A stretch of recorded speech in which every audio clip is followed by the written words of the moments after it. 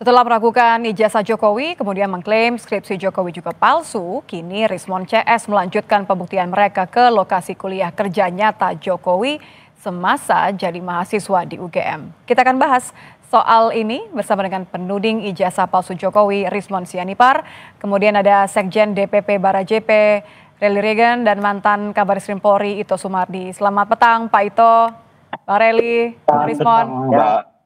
Ya. Selamat petang, Mbak.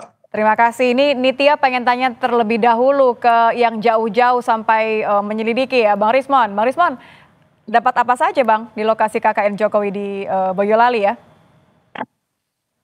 Iya, kami mengunjungi langsung Kecamatan Wonosegoro, Kabupaten Boyolali. Kami tidak mendapati bukti atau dokumen tertulis apapun.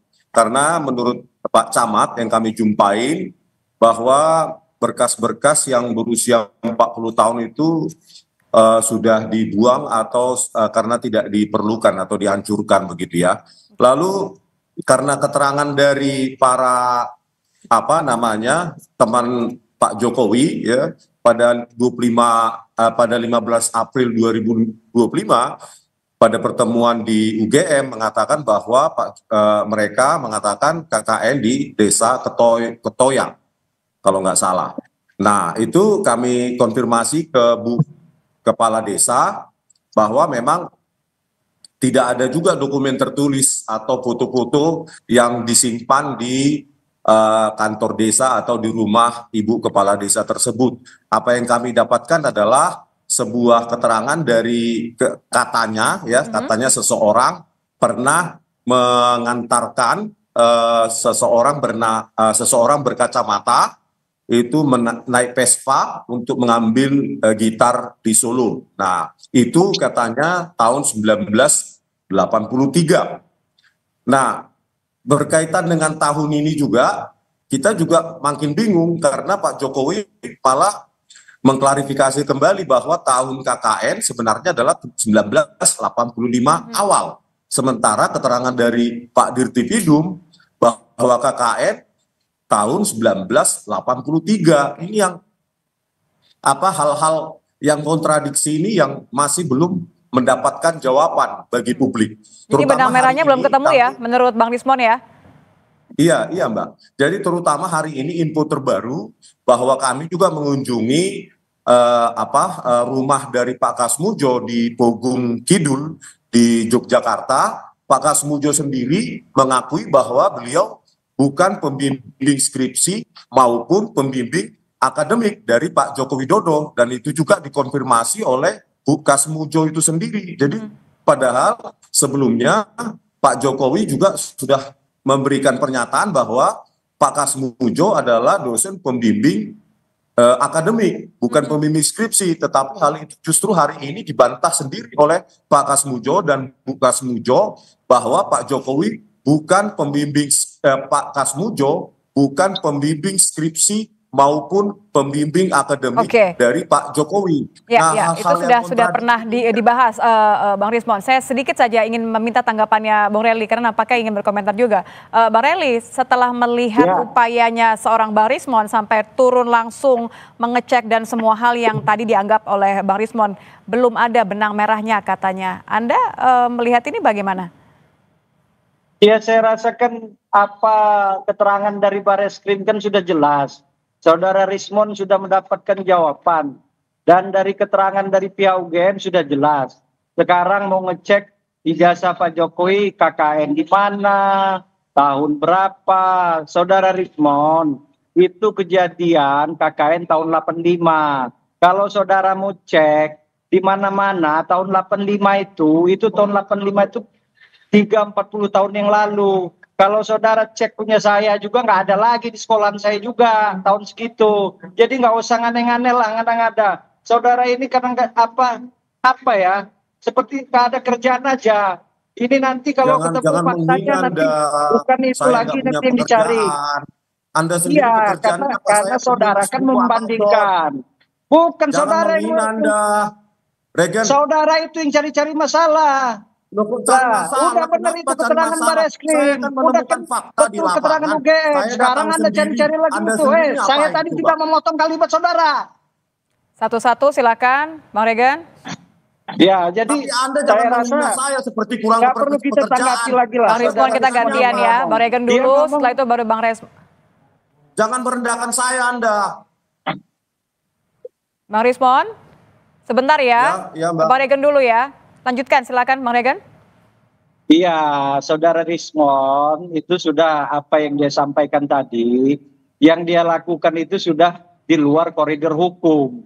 Kemarin berdasarkan unggahan Sandi, itu dia teliti, udah dikasih apa keterangan dari Bareskrim Dirtipidum sudah jelas. Ijazah Pak Jokowi dilakukan lab forensik dengan mengambil ijazah kawan-kawan Pak Jokowi, masih kurang puas. Ini sampai kapanpun keterangan-keterangan dari manapun saudara Rismon ini tidak akan benar bagi dia dan kawan-kawannya. Kenapa? Yang benar itu hanya menurut pendapat dia. Ini harus diteliti juga. Saudara Rismon ini peneliti atau apa? Bang Rizwan Ya, silakan Anda siapa? ditanya tuh. Anda peneliti atau apa? Kau itu nggak paham kau. Jangan Rizwan. menyepelekan orang Anda ini. Apa Kau yang ini dicoba sama-sama dibuktikan Bang lurah Rizwan apa atau kau tak gali juga kuburan lurahnya.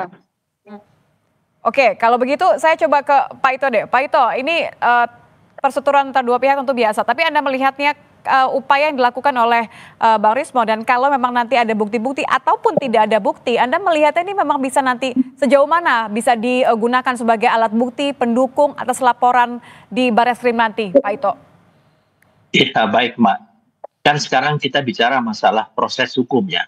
Saya bicara sebagai seorang mantan penyidik ya, dan juga proses yang dilaksanakan di Bareskrim. Kita kan di sini adalah menerima laporan untuk mencari kebenaran.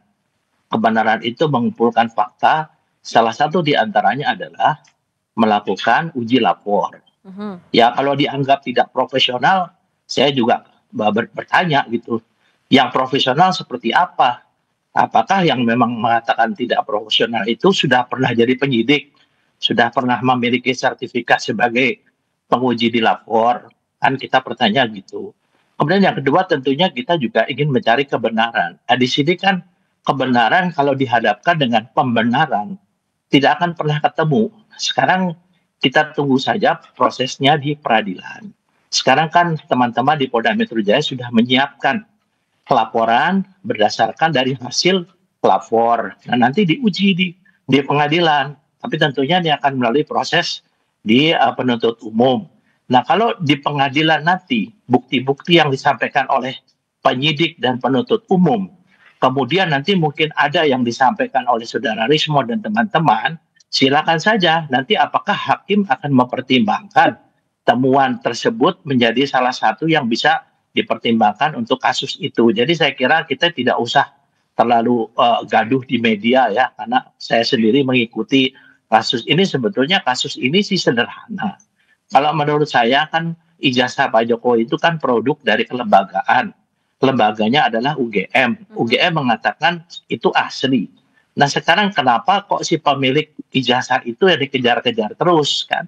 Kalau memang ada proses itu tanyakan, kan itu proses itu kan masuk ke lembaga sehingga lembaga itu mengeluarkan produknya itu ijazah.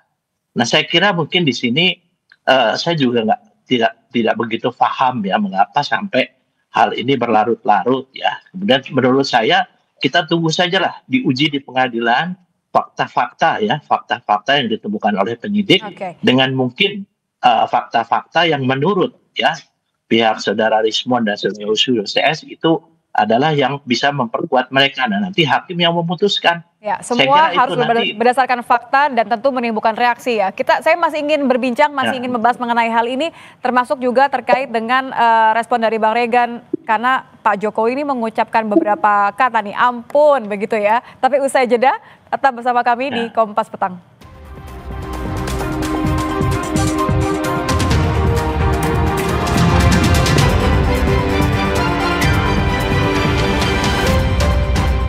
masih membahas mengenai kisruh klaim saling klaim mengenai ijazah dan sampai skripsi Jokowi. Masih bersama ketiga narasumber kami, masih ada Pak Ito, masih ada Bang Regen dan juga masih ada Bang Rismon. Saya ingin ke Pak Ito terlebih dahulu ya.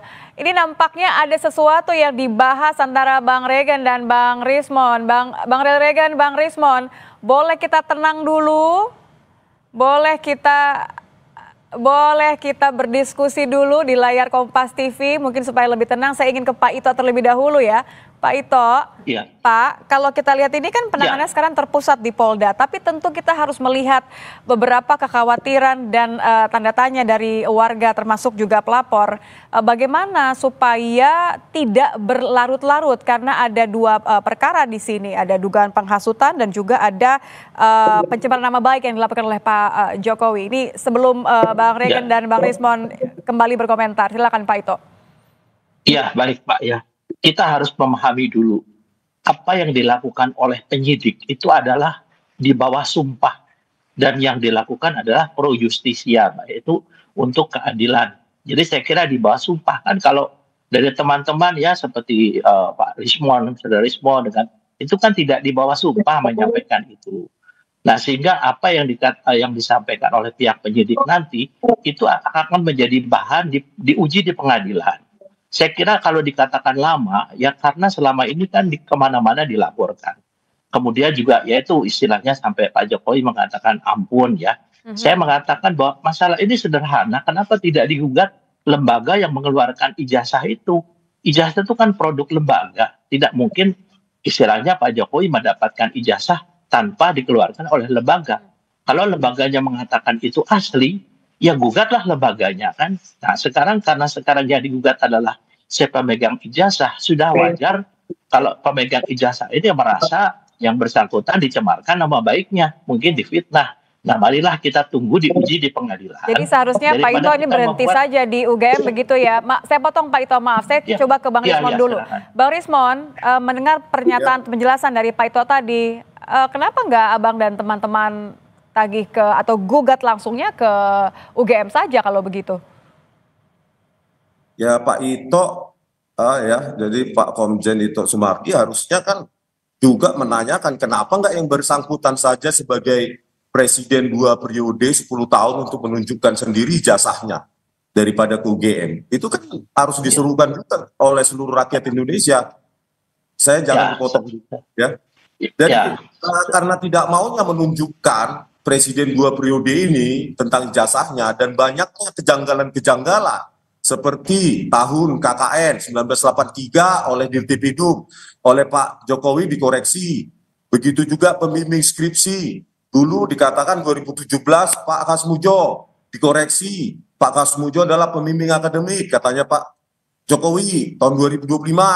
Dan hari ini dibantah juga oleh Pak Kasmujo bahwa beliau bukan dosen pembimbing skripsi maupun pembimbing akademik dari Pak Jokowi.